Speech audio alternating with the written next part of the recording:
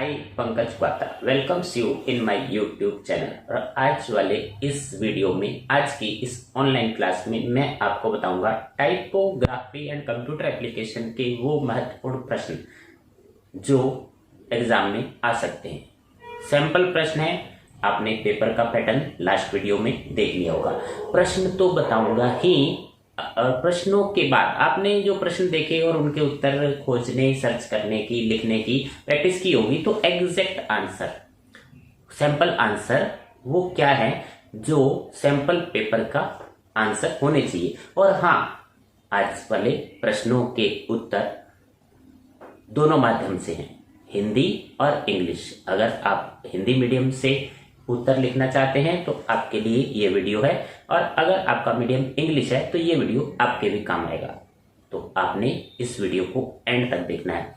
सारे प्रश्न, चॉइस वाले और बिना चॉइस वाले, सभी के उत्तर मैं बताऊंगा आपको। और आपको जैसा कि पता ही है कि आपको टोटल 25 क्वेश्चंस एग्जाम में आने वाले हैं। सीबीएसई का जो सेकंड टर्म का एग्जाम है, और उसमें से आपको सारे प्रश्न नहीं करने हैं, आपको चॉइस मिलेगी। लेकिन मैंने आपको सभी प्रश्नों के उत्तर हिंदी, इंग्लिश दोनों माध्यम से आज वाले इस वीडियो में एक्सप्लेन किए हैं, बताए हैं। आपने इन प्रश्नों और उनके उत्तरों को अपनी नोटबुक में नोट करना है, याद करना है और लिख कर देखना है। याद करने के बाद आप इसको टाइमर लगा के बिना देखे लिखने का अभ्यास करें। लगभग प्रश्न पत्र इसी तरह का आएगा। अगर आप इस प्रश्न पत्र में आए हुए प्रश्नों को याद करके टाइमर लगाकर बिना देखे पूरा प्रश्न पत्र हल कर लेते हैं, सॉल्व कर लेते हैं, अटेम्प्ट कर लेते हैं, तो आपकी काफी अच्छी स्टडी हो जाएगी। और इसी से रिलेटेड, इन्हीं प्रश्नों से मिलते जुलते कुछ और प्रश्न भी आप कर सकते हैं। अर्थात प्री बोर्ड का एग्जाम, उसकी प्रैक्टिस कर सकते हैं। और सैंपल प्रश्न पत्र आपके पास है, कुछ आपने स्टडी पहले से ही की होगी, तो आपके बहुत अच्छे मार्क्स आएंगे। इस तरह से स्टडी करने का एक नया तरीका, एक आपको, आप वीडियो देख रहे हैं तो ये मान लेते हैं कि आपने अपनी स्टडी बहुत अच्छी की होगी। ऑनलाइन वीडियो आप एंड तक देखेंगे। और हाँ, इस वीडियो का लिंक आपने अपने साथियों के साथ भी शेयर करना है। अगर आप इस चैनल पर नए हैं तो आपने चैनल को सब्सक्राइब करना है और बेल आइकन प्रेस करना है, ताकि आगे आने वाले इसी तरह के वीडियोस आपको मिलते रहें। इसी चैनल पर आपको ऑफिस प्रोसीजर्स एवं प्रैक्टिस से रिलेटेड वीडियो मिलेंगी।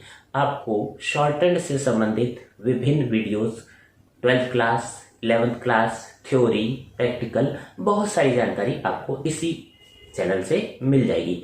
तो आपने इस वीडियो को वायरल करना है, अपने फ्रेंड्स को देना है, ग्रुप्स में सेंड करना है इसका लिंक।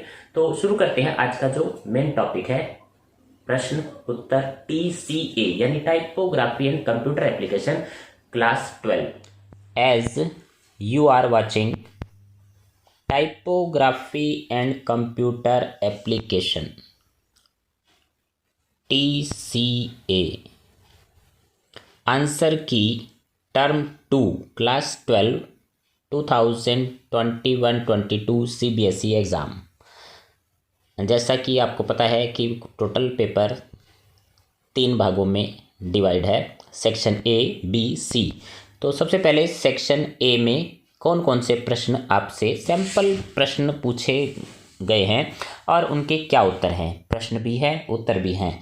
पहला प्रश्न एम्प्लॉयबिलिटी स्किल यूनिट से, आपसे जो लास्ट वीडियो आपने देखा उसमें खाली प्रश्न थे, और आज आपको प्रश्न भी आपको इसी वीडियो में मिलेंगे, उत्तर भी, सैंपल उत्तर, सैंपल प्रश्न, जिनसे आप अपनी बहुत अच्छी स्टडी कर सकते हैं। The first question is on your screen. Right any 2 personal barriers through entrepreneurship, यानी बाधाएं। एंटरप्रेन्योरशिप के मार्ग में कौन कौन सी बाधाएं आती हैं। आपसे 2 बाधाएं, बैरियर पूछे हैं, आपको मिलेगा 1 मार्क। और आपके सामने ये जो आंसर है, 2 बैरियर्स, आपने ये बैरियर्स लिखने हैं, तो आपको 2 अंक मिल जाएंगे। अगर आपका मीडियम इंग्लिश है तो इंग्लिश में आंसर देना है, और हिंदी वाले स्टूडेंट जो है हिंदी में आंसर दे सकते हैं। The first one is motivational barrier and the second is perception barrier, lack of interpersonal skill.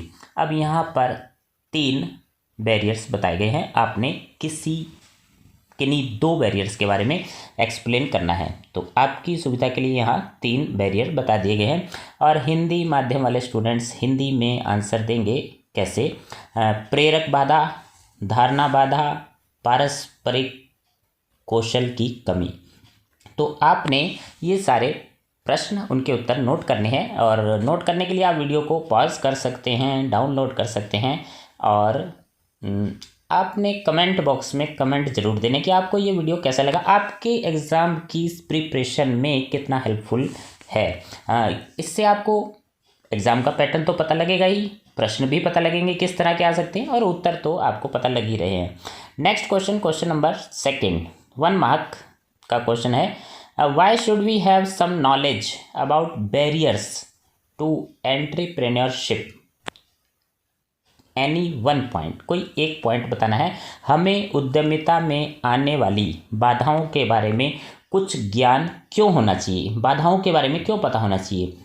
तो आपका आंसर क्या हो सकता है, मैं आपको बता देता हूं कि जो आपका आंसर होगा,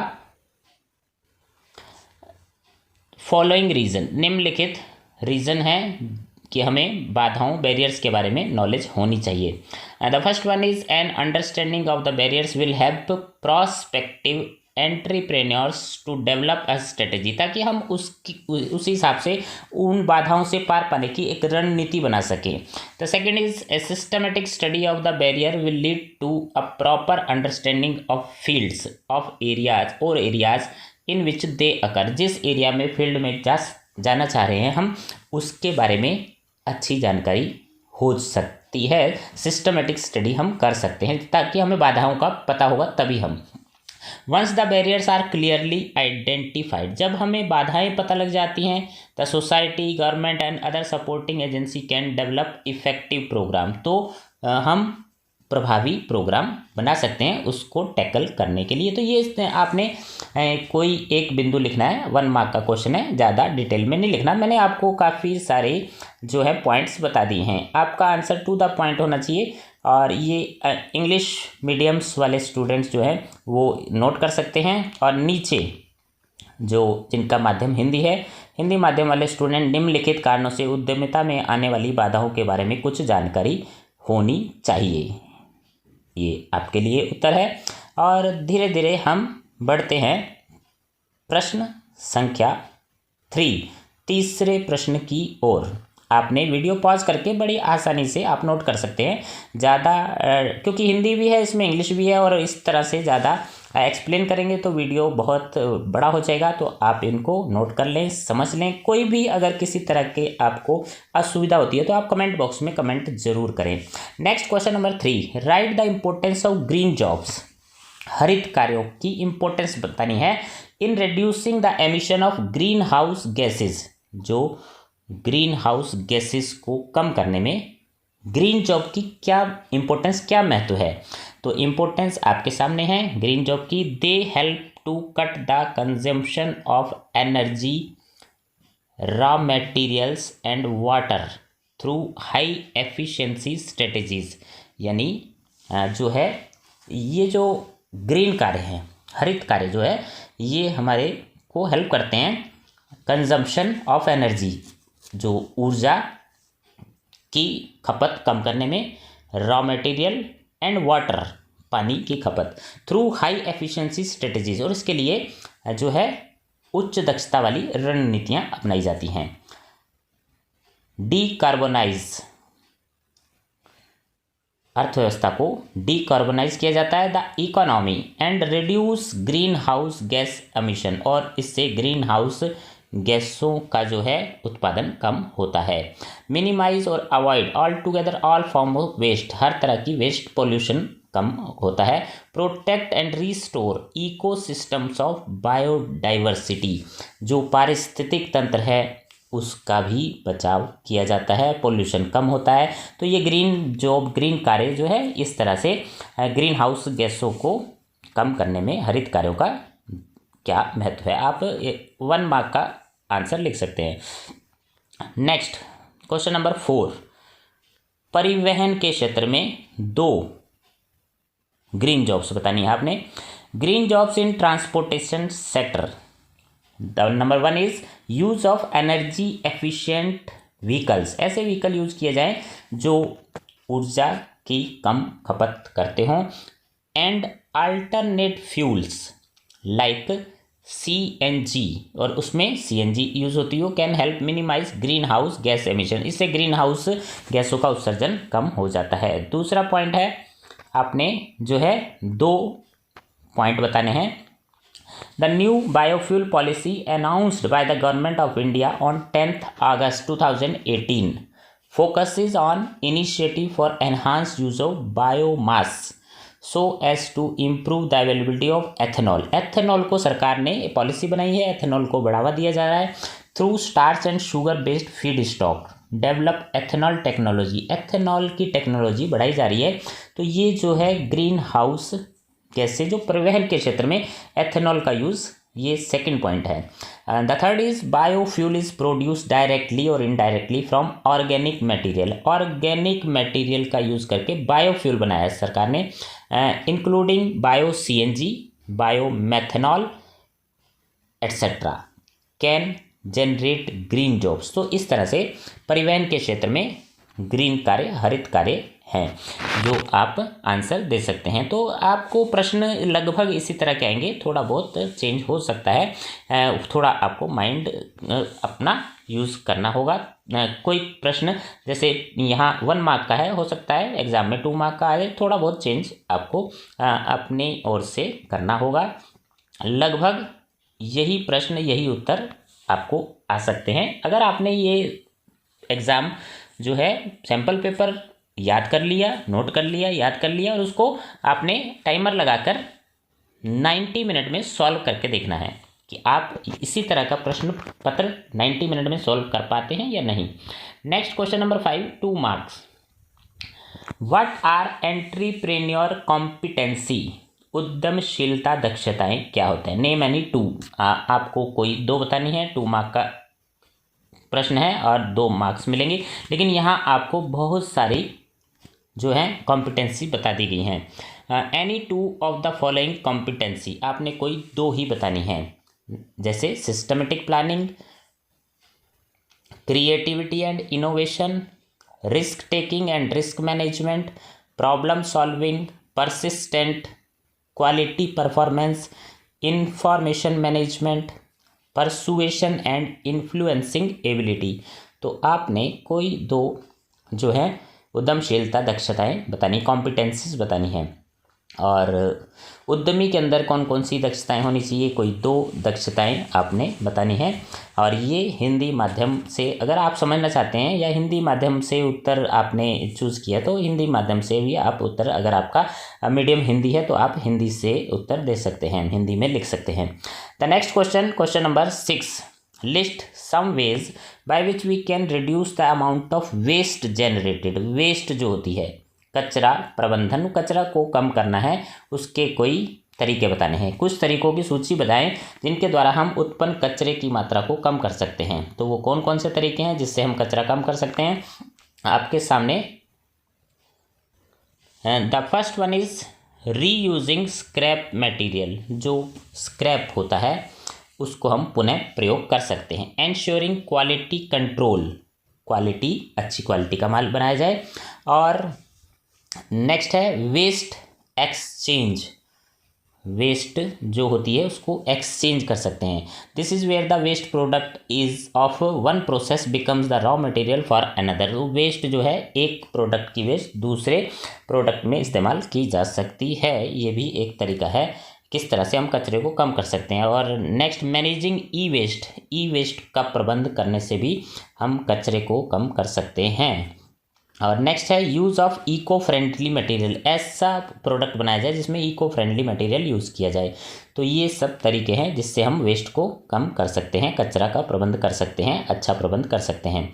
और निम्नलिखित में से कोई 2 तरीके आपने बताने हैं। और स्क्रैप सामग्री का पुनः उपयोग, जैसा कि आपके सामने दिया हुआ है, पहला है। दूसरा है गुणवत्ता नियंत्रण सुनिश्चित करना। तीसरा अपशिष्ट विनिमय, हिंदी में इस तरह से आप उत्तर दे सकते हैं। और चौथा है ई कचरे का प्रबंधन करना। और नेक्स्ट वन इज पर्यावरण के अनुकूल सामग्री का उपयोग करना। तो ये सारे जो है पर्यावरण के अनुकूल कुछ सामग्री, जैसा कि इसमें केले के पत्ते, पेपर प्लेट्स जो डिस्पोज आसानी से हो जाती हैं, ये इजीली मिल जाते हैं, तो ये ऐसी सामग्री का प्रयोग किया जाना चाहिए। नेक्स्ट सेक्शन बी जो मेन सब्जेक्ट स्किल है। अभी तक आप देख रहे थे एम्प्लॉयबिलिटी स्किल के प्रश्न, और अब आ गया main subject skill typography and computer application. The 7th question is which cell address is valid. आपको ऑप्शन दिया गया है कि कौन सा सेल एड्रेस ठीक है। B12 सेल एड्रेस का नाम ठीक है, या 12B, इसमें से कौन सा सही है। What will be the address of a cell at column Z।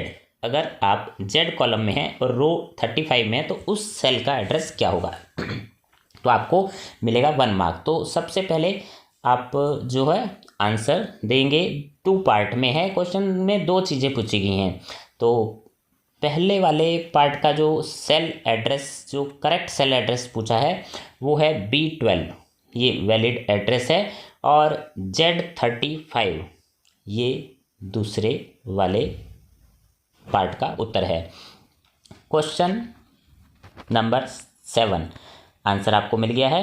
और अब चलते हैं नेक्स्ट। B12 एक वैध सेल पता है। अगर आप हिंदी में लिखेंगे तो इस तरह से लिखेंगे Z35 कॉलम Z और पंक्ति संख्या 35 पर एक सेल का पता होगा। इस तरह से आप उत्तर हिंदी माध्यम में दे सकते हैं। Next question number 8, mention any one point which indicates the role of slides in a PowerPoint presentation। PowerPoint presentation में स्लाइड की क्या भूमिका होती है, कोई एक पॉइंट आपने बताना है। Role of slide in PowerPoint presentation, उत्तर आपने कैसे लिखना है, बहुत आसानी से आपको समझाया गया है। पहले आप हेडिंग लिखेंगे और उसके बाद slides keep audience attention during a presentation. Presentation में ऑडियंस की अटेंशन को बनाए रखती है slides provide additional supporting information. इससे हम कुछ अतिरिक्त जानकारियां भी जो है प्रेजेंट कर सकते हैं। तो 2 पॉइंट आपके सामने, एक पॉइंट का ही आपने उल्लेख करना है। पावर पॉइंट प्रेजेंटेशन में स्लाइड्स की भूमिका आपके सामने हिंदी माध्यम वाले स्टूडेंट्स के लिए। अगर आप हिंदी में समझना चाहते हैं, वैसे तो इंग्लिश में इजीली समझ में आ रहा है, लेकिन अगर आप हिंदी में समझना चाहते हैं तो हिंदी वाला टेक्स्ट भी आपके सामने है। Next question number 9, which virus infects the master boot record. उस वायरस बताना है कौन सा जो मास्टर बूट रिकॉर्ड को इन्फेक्ट प्रभावित करता है, संक्रमित करता है। And is it a challenge and complex task to remove this virus. और उस वायरस को हटाना बड़ा मुश्किल होता है, तो उस वायरस का आपने नाम बताना है। और answer is boot sector virus. ये जो बूट सेक्टर वायरस होता है मास्टर बूट रिकॉर्ड को संक्रमित करता है। Is a challenging and complex task to remove this virus. और इस वायरस को हटाना मुश्किल जटिल कार्य है। नेक्स्ट क्वेश्चन नंबर 10, इंटरनेट के 2 उपयोग। Right any 2 uses of internet. Internet किस काम आता है, उसके क्या यूजेस हैं। तो आपके सामने 1 मार्क वाला प्रश्न है। उत्तर बहुत सिंपल है, सरल है, और प्रश्न आपसे बहुत आसान प्रश्न पूछा गया है। इसी तरह के प्रश्न एग्जाम में अक्सर आ जाते हैं। तो इंटरनेट के यूज है टू कम्युनिकेट, संप्रेषण के लिए यूज होता है। टू गैदर इंफॉर्मेशन लेने देने के काम आता है। To transact personal and professional business, निजी और व्यावसायिक बिजनेस में। टू एंटरटेन, इंटरनेट से हम एंटरटेन भी मिलता है। तो आपने कोई 2 उपयोग लिखने हैं तो आपको मिलेगा 1 मार्क्स। नेक्स्ट, इंटरनेट के निम्नलिखित में से 2 उपयोग। हिंदी माध्यम से अगर आप समझना चाहते हैं तो संवाद करने के लिए, जानकारी इकट्ठा करने के लिए, व्यक्तिगत व्यावसायिक व्यापार के लिए, मनोरंजन आदि के लिए इंटरनेट का यूज़ होता है। नेक्स्ट क्वेश्चन नंबर 11, 1 मार्क्स के लिए आपके सामने स्क्रीन पर। What do you understand by about an active cell? Active cell, spreadsheet में एक्टिव सेल से आपका क्या तात्पर्य है? बहुत ही आसान क्वेश्चन। अगर आपने जो है स्प्रेडशीट का पर वर्क क्या है, तो ये बहुत ही इंपॉर्टेंट क्वेश्चन है, अक्सर एग्जाम में आ जाता है। An active cell helps to identify what cell is being worked with data and where the data will be enter. इससे ये पता लग जाता है कि डेटा कहाँ पर एंटर हो रहा है। वो एक्टिव सेल यानी जिस सेल की बाउंड्री ब्लैक बाउंड्री होती है वही एक्टिव सेल होता है। तो सक्रिय सेल यह पहचानने में मदद करता है कि डेटा के साथ किस सेल पर काम किया जा रहा है और डेटा कहाँ दर्ज हो रहा है, एंटर कहाँ हो रहा है। तो सक्रिय सेल आपको समझ में आ गया होगा, active cell. Next question number 12, if you think your computer has a virus, आपको लगता है कि आपके कंप्यूटर में वायरस है, what would be the first step in solving the problem? तो आप इस प्रॉब्लम को कैसे समाधान करेंगे इस प्रॉब्लम का? If you think your computer has been infected, जब हम ये समझते हैं कि हमारा कंप्यूटर इन्फेक्टेड हो गया है, संक्रमित हो गया है, start by running a full system scan, तब आपने क्या करना है? फुल सिस्टम स्कैन स्टार्ट करना है यूजिंग एन एंटीवायरस सॉफ्टवेयर। तो एक एंटीवायरस सॉफ्टवेयर की मदद से आपने सिस्टम को स्कैन करना है, ये आपका पहला काम होगा। Next question number 13, name the virus which is a malicious, दुर्भावनापूर्व, एंड सेल्फ रेप्लिकेट, यानी वो वायरस जो है बार बार पुनः उत्पन्न होता है, अपने जो है प्रतिकृति यानी अपने जैसे और वायरस बना लेता है। Program that can spread throughout a network without human assistant, बिना किसी मानव की सहायता के बिना वो अपनी रेप्लिकेट अपनी जो है कॉपी बनाता रहता है। तो ऐसा वायरस, उसका नाम बताना है आपने। तो worm virus is a malicious and self replicate. Worm virus एक दुर्भावनापूर्व स्वप्रतिकृति कार्यक्रम है, इस तरह का प्रोग्राम है जो मानव सहायता के बिना पूरे नेटवर्क में फैल जाता है। तो ये था 13 प्रश्न का उत्तर आपके सामने 1 मार्क का। अब चलते हैं नेक्स्ट 2 मार्क्स वाले question. Mention the use of maximise and minimise button. Computer में आपने देखा होगा मैक्सिमाइज और मिनिमाइज बटन होता है, ये किस लिए होते हैं आपने ये बताना है। तो प्रश्न बहुत आसान है लेकिन आंसर लिखते समय आपको सावधानी रखनी होगी। Maximise button allows one application to concentrate by making its window cover the entire screen. Maximise से पूरी स्क्रीन कवर हो जाती है और उसी एप्लीकेशन पर ध्यान रहता है। Minimise button allows to keep an application running but removes it from the desktop. Minimise से क्या होता है, डेस्कटॉप से वो एप्लीकेशन हट जाता है so that the other application can be accessed, और दूसरा एप्लीकेशन हम ले सकते हैं। ये मैक्सिमाइज और मिनिमाइज बटन का जो वर्क है ये आपने। मैक्सिमाइज बटन एक एप्लीकेशन को अपनी विंडो की पूरी स्क्रीन पर कवर करके ध्यान केंद्रित करने की अनुमति देता है। अगर आप हिंदी में लिखते हैं तो मिनिमाइज बटन किसी एप्लीकेशन को चालू रखने की अनुमति देता है। वो एप्लीकेशन चालू तो रहेगा लेकिन डेस्कटॉप से हट जाएगा और दूसरा एप्लीकेशन हम शुरू कर सकते हैं। Next question number 15। टोटल आपको पता है 25 क्वेश्चन है। बहुत ही आसान तरीके से मैं आपको समझा रहा हूँ और आपके एग्जाम में बहुत अच्छे मार्क्स आ सकते हैं, क्योंकि आप ये वीडियो देख रहे हैं तो मैं समझ सकता हूँ कि आप अच्छे लेबोरियस स्टडी करने वाले स्टूडेंट हैं। What is a design template? What is its role for creating a presentation? Design template क्या होता है और प्रेजेंटेशन में इसकी क्या भूमिका होती है? आपने जो है अपनी तो स्टडी करनी है, वीडियो का लिंक अपने फ्रेंड्स से भी शेयर करना है। विद्या का दान देने से विद्या बढ़ती है, आपको पता होगा। और 2 मार्क का क्वेश्चन है design template. Design template are pre made design, ये पहले से बने बनाए डिज़ाइन होते हैं। And document that can be customise, और इसको हम थोड़ा सा कस्टमाइज चेंज भी कर सकते हैं।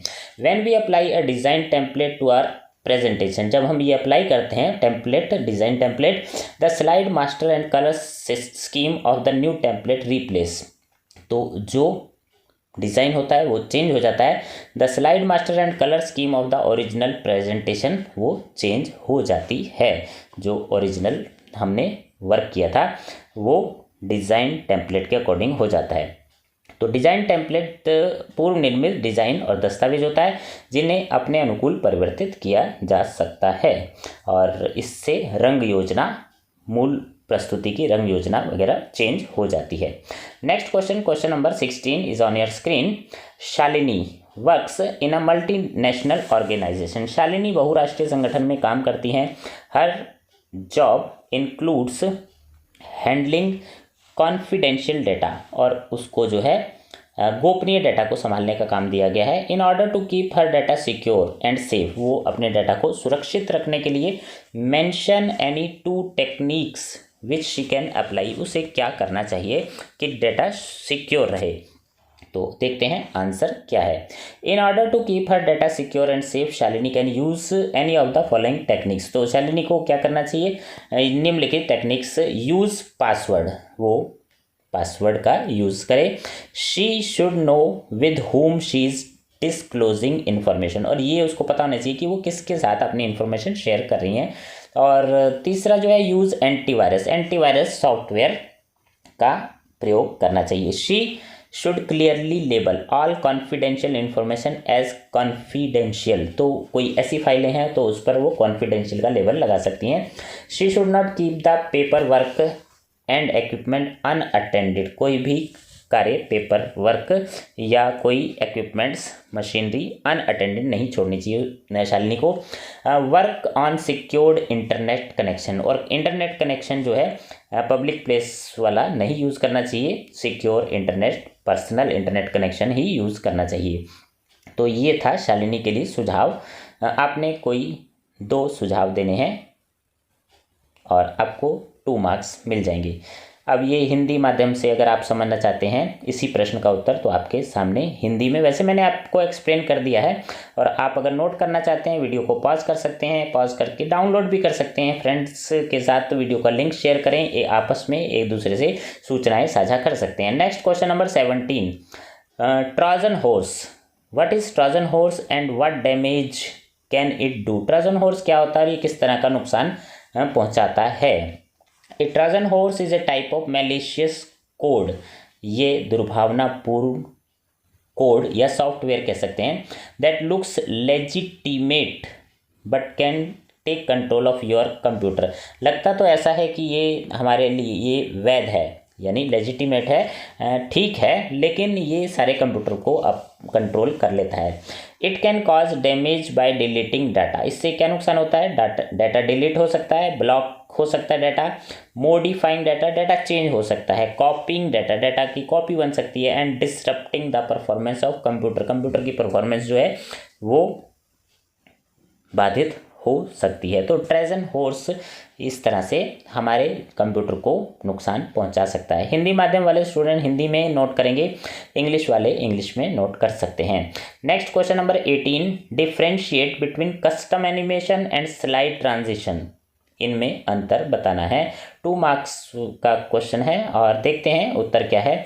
The movement in either path of the slide of the elements of a presentation including text, photographs, charts and so on is called custom animation। तो ये इसको custom animation कहा जाता है। A slide transition का मतलब है is the normal motion that happens as we move through one slide to the other in the slide show। Slide show में एक स्लाइड से दूसरे स्लाइड पर जाना स्लाइड ट्रांजिशन कहलाता है। तो हिंदी माध्यम वाले स्टूडेंट हिंदी वाला आंसर नोट करें, और इंग्लिश वाले जो स्टूडेंट्स हैं वो इंग्लिश वाला आंसर नोट कर सकते हैं। तो आपके सामने ये प्रश्न कस्टम एनिमेशन स्लाइड ट्रांजिशन का अंतर क्लियर हो गया। नेक्स्ट क्वेश्चन नंबर 19, 3 मार्क्स वाले प्रश्न हैं आपके सामने।